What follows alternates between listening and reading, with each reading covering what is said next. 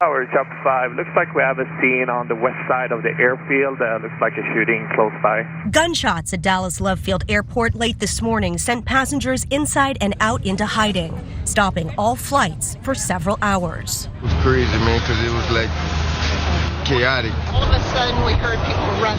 37-year-old Portia Odufuwa, who had been arrested for burglary in 2019, went into the bathroom near the Southwest ticket counter, put on a hoodie, and exited and began firing shots into the air. At this point, we don't know where exactly the individual was aiming. For the most of what we're seeing now, she was aiming at the ceiling, but there was several rounds that are found. A Dallas police officer on scene shot Odufuwa below the waist, injuring her and taking her into custody. No one. That horrific scene broke out yesterday late morning, I believe, at least for West Coast time. It is Dallas Love Field Airport, where, as you saw, that woman broke out of the bathroom with a hoodie on and got to threatening to shoot, actually shot up into the ceiling is what authorities are also saying. Luckily, no one was injured, and they did take her in with a non-lethal shot. That's also the second surprising part, so good job there. There were some other witness accounts of what happened. Let's watch what they said. Else was hurt.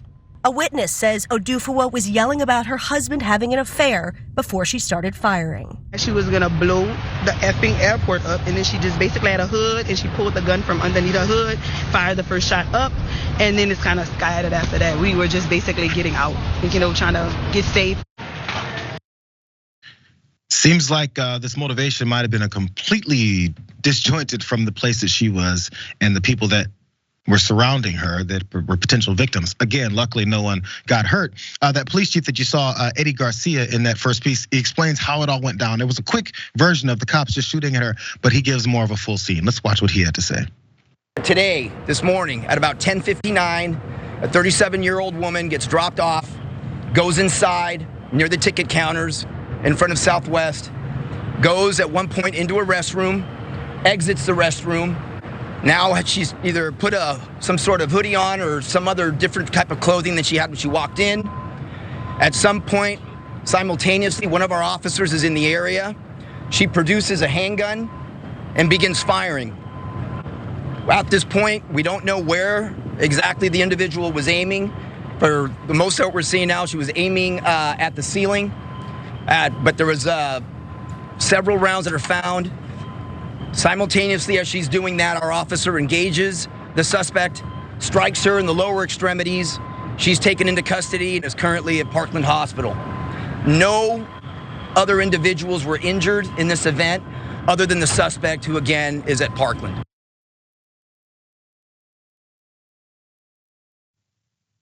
I'm afraid that there's gonna be other details that come out about this that probably show at least the location where this woman started shooting had nothing to do with her, I guess, making much sense. Because again, let's go to graphic 2 here, you guys, because she has a bit of a history when it comes to running in with law enforcement and breaking the law. Because police in Wiley, Texas later confirmed that the suspect in this shooting had been arrested in 2019 for allegedly attempting to rob a bank.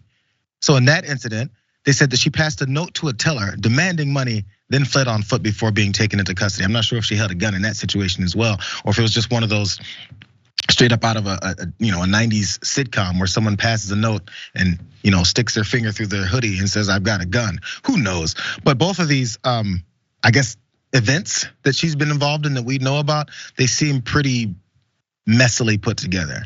What are your thoughts on this whole thing, David? Yeah, this woman clearly has some mental health issues. I mean, it seemed like she was doing some sort of Yosemite Sam, is that the right cartoon character, who fires a bunch of shots into the ceiling? I mean, and why she goes to the bathroom in front of Southwest and the airport, again, this has nothing to do with her husband.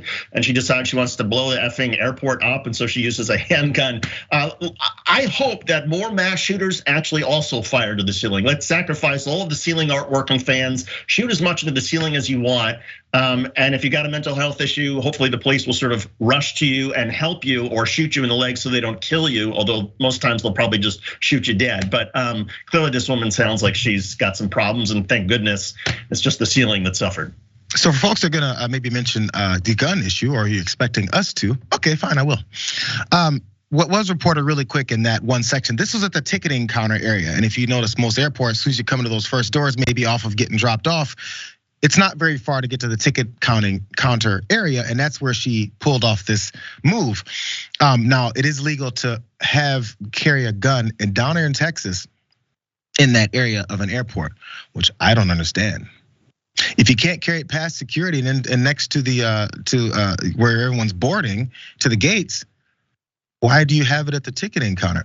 It's fine. I mean, I'm not sure why I'm asking these questions. It's Texas. The reason why they allow people to have this at the ticketing counter is because it's Texas. There's no other answer. And where were the good guys with the guns? Why did it have to be a police officer to take her down? I mean, I just figured if there were more good guys with guns, somebody would have just opened fire. A good Samaritan would have shot her, and that would have ended things, and everybody could have gone about their flights. If it wasn't actually said, I would go, nice joke, David. No one thinks that way, but we do.